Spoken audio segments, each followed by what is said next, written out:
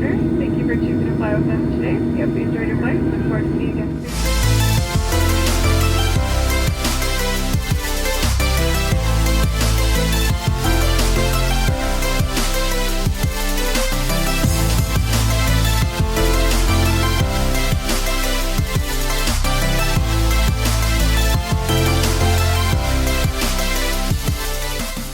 Good morning from San Francisco. This afternoon I'm flying to Paris on United Airlines 990. Join me on today's trip report and flight experience. The United Club by the E-gates was at capacity, but thanks to my friend Bay Area Traveler, I decided to check out the United Club by the F-gates. You'll enter the long hallway, check in, and then you find this beautiful rotunda. It's kind of like stepping back in time, isn't it? I think this lounge is one of the better lounges in the United network where you can do some plane spotting. For breakfast, I decided to have a croissant, orange juice, and a coffee. These items you'll find at a cafe for breakfast in France. I also had some scrambled eggs with salsa and some sausage. There you see a robot that will pick up all of your used plates, utensils, and cups. It'll travel around the lounge and park itself for a few minutes so you can drop it off. I found this quieter area of the lounge with some desks and decided to do some work.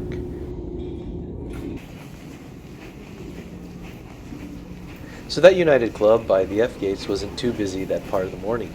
And it's spacious enough that you can find some peace and quiet, do some work, or do some plane spotting. I have quite a few hours to kill, so I'm going to show you a few things that I found pretty cool here at SFO beyond just the lounges. You'll see a variety of exhibits showcasing all kinds of San Francisco history.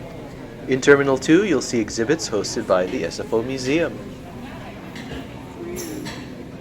My favorite lounge at SFO is the Air Canada Maple Leaf Lounge.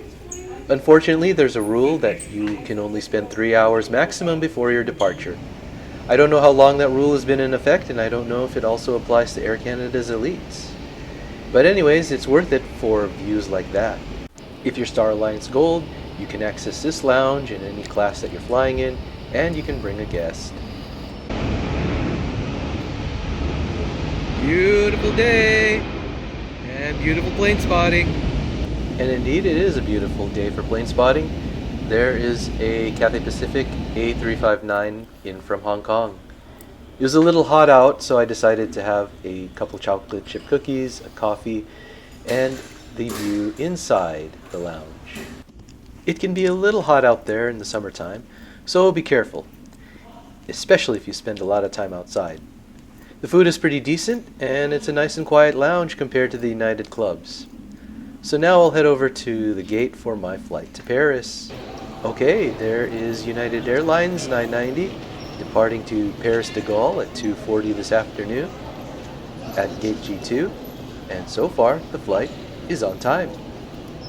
I'd say if you don't want to be rushed, if you're coming from the Air Canada lounge to the G gates, give yourself at least 15 minutes to walk. And there's our plane that'll take us to Paris this afternoon. It's a 27-year-old Boeing 777-200 extended range, or ER.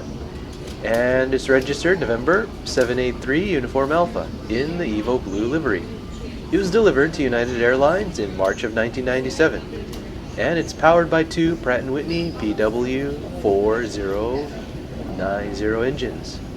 There are 50 seats in Polaris, 24 seats in Premium Economy in a 242 configuration across 3 rows, and 202 seats in a tight 343 configuration. And to get down to gate G1 and G2, you will need to go downstairs. So you'll either walk down those steps or take one of those escalators, which they're not working right now. It's not going to be a full flight today, and thankfully, the middle seat next to me will be empty. We're looking forward to have you on the flight today. If you have any question, please come up to see us, or we'll happy to help you. Star Alliance Gold gets to board in Group 1. But remember, there are lots of other people who board before us, like Global Service, Active Military, Premier 1K, and more. That camera will be used to identify us and match Star passports. And so the nice thing about boarding in Group 1 is that we're still generally early enough. The plane isn't crowded yet. There's room for our carry-ons, and it's a bit relaxing. There you see the Polaris cabin. Then there is the Premium Plus cabin. Economy Plus is coming up here.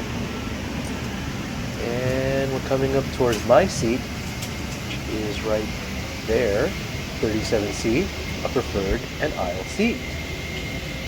There's the IFE monitor, and literature pocket would be below that. And then there is the meal tray. So you can adjust it and bring it closer to you. Although it does seem a bit low, and it seems like there's a slight angle that can make the meal tray slide towards your lap. There is a USB plug and a 3.5mm headphone jack. You can plug your headphones into either of those ports and it'll work. There is the seat from the side profile. And there is where you can plug your device in to power it up. That's what I use to charge my phone. And that little button there will help recline your seat a couple of degrees.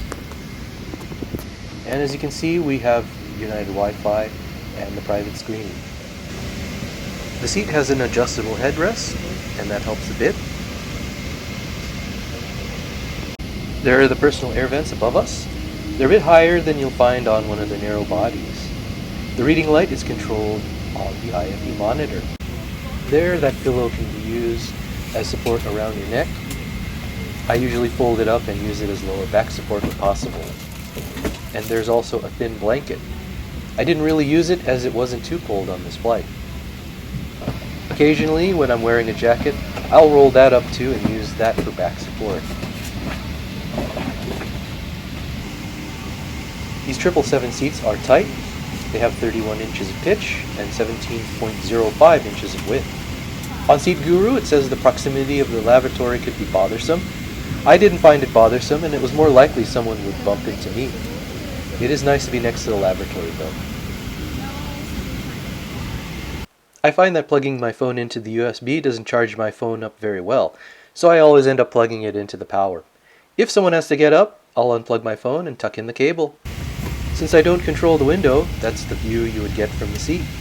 The passenger at the window seat this time had the shades down the whole time. It's times like this I wish I could go on the Dreamliner instead.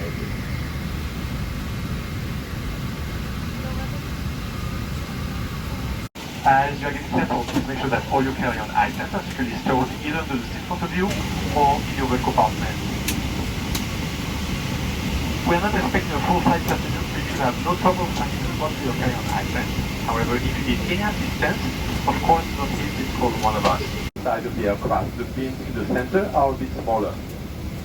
If you are sitting in the bulkhead, that means there are no seats in front of you. All your carry-on items have to be placed overhead for taxi and take off. If you are sitting next to an exit, we ask that you please take a moment to view the safety guard located next to your seat. We'll be checking with you in just a moment. Make sure that you are willing and able to open to that door in case of an emergency. Vous pouvez utiliser tous les appareils électroniques tant que la porte d'entrée est ouverte. Une fois l'embarquement terminé, nous ferons une annonce pour vous dire que les appareils doivent être éteints et rangés pour notre départ. Encore une fois sur le 290 à destination de Paris. Bienvenue à bord. There on the screen you see the flow for today's flight. We'll get lunch about an hour or so into the flight, lights off most of the flight, and breakfast an hour and a half before landing, with a snack served about halfway through the flight. And there you can see the map is messed up since the route is showing us going from Frankfurt to Dulles. So other than that little quirk in the map, I'm all settled in and ready for the almost 11-hour flight out to Paris. This will be one of the longer flights I've taken in quite a while. And we're just about all on board and ready to push back. We'll be off to Paris very soon. So now I'm going to show you a little bit of the entertainment on board the flight. You see a lot of games and different features and sections for entertainment. That sleep station is pretty cool. I've used that before. You can see you can have a lounge video and classical music playing in the background. There's one of the movies that'll be playing if you want to watch that. Or you can see the regime. Anyway, here's what's on the app in terms of the entertainment. You can access it on the United app. So you can see what's available there. So even though the map is messed up, I'm going to still be using that as my form of entertainment throughout most of the flight. I don't usually watch movies or the TV shows. It's just my personal preference. I try to sleep a little bit when I can. But again, you can access this on the United app, even if you don't have any Wi-Fi on. Or you can use the in-flight entertainment monitor in the seat. And there you see some of the movies that are in some of the other languages, along with some subtitles. And there you see some of the TV shows that are available for you to watch. Again, all of those are available on the United app. Don't worry about that alert, that is on my phone. Into the buckle. Tighten by pulling the loose end of the strap. Lift the buckle to release. When the seatbelt sign is on, your seatbelt must be fastened low and tight across your lap. In case of unexpected turbulence, keep your seatbelt flat. We'll be taking off very shortly. Unfortunately, there's no view of the takeoff, so if you want to see that, you can watch this video here.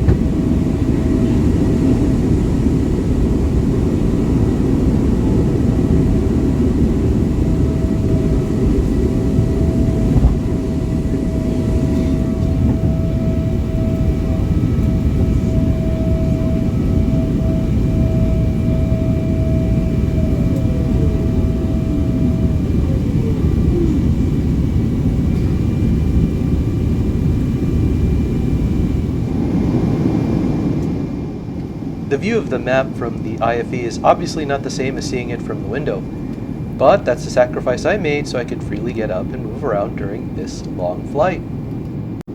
The first thing the flight attendants passed out was this snack mix. It's very similar to what I get on Southwest. For my beverage choice, I went with this orange juice. Yummy, yummy, yummy! And a few minutes later, the meal, lunch, is getting ready to be served. Today we get a choice of chicken or pasta. Today I went with the Greek chicken, and it came with this salad, which has quinoa and some lettuce. And there's the main. It comes with some rice, which wasn't too soggy or dry, and some carrots and green beans, which weren't, again, too soggy or dry or anything. For a small meal tray, I was pleasantly surprised how much chicken there was inside it. I've had worse meals than what I had there, so it's okay. Anyway, here is the restroom. There's your little coat hook. And there's the toilet. You can see there's a little bit of space there. There's the sink and the basin. There's the mirror, so there I am, representing Louisiana. Rubbish bin over there. And now I'll head back to my seat and try to take a nap, and that's about it. So we'll see you on the other side. About halfway through the flight attendants passed out this balsamic chicken with arugula and mozzarella sandwich. The sandwich was very soggy since the cheese had kind of just socked out, and it came with a couple of thin slices of chicken. Really wasn't that tasty. I also got a hot tea with some milk and sugar. And an hour and a half before landing, the flight attendants then went around and began to serve us breakfast. We had a choice of eggs or some French toast.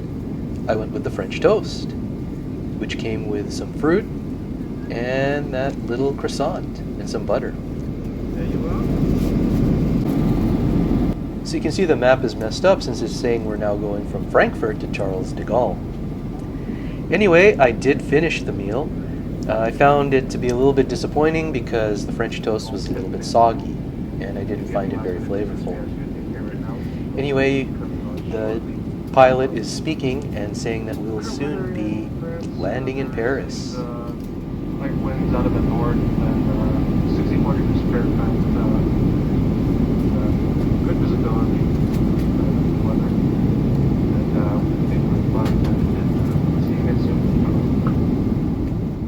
So with that announcement, let's wrap up this trip report on United Airlines 990 from San Francisco to Paris de Gaulle. First, I like connecting up at SFO as there's a lot to do if you have a long layover. If you have access to an Air Canada lounge, it's a nice alternative to the United Club, although it's much farther away from the United gates. I found the flight attendants to be somewhat proactive and reasonably friendly. I haven't had any issues with them on any of my flights with United lately. The food was not the best, but I'm not expecting fine dining in economy on an American carrier. And I've learned that that's the way it is, so no need to complain. That's why I eat in the lounge. Anyway, I'd be spoiled soon enough with the food while in France. It was odd that the moving map didn't show the correct departure airport the entire time, but that's trivial. The route we flew was correct. The cabin was not hot or cold, and the lavatory was clean each time I went into one. And I was able to get a couple hours of sleep, which isn't that great. Overall, it was an efficient flight with no quirks.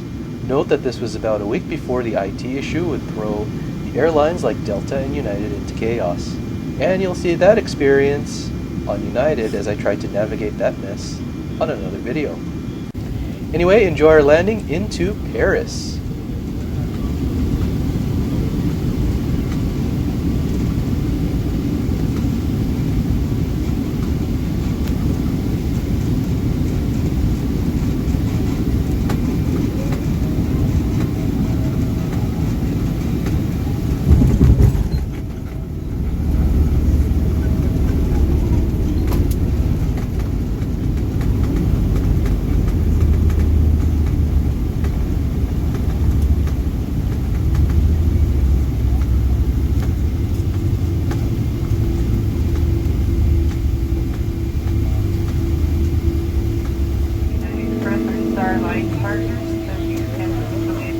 Flight attendants and pilots, we'd like to thank you for flying with us today. It has been our pleasure bringing you to Paris, and we hope to see you again soon on another exciting flight. Once again, thank you.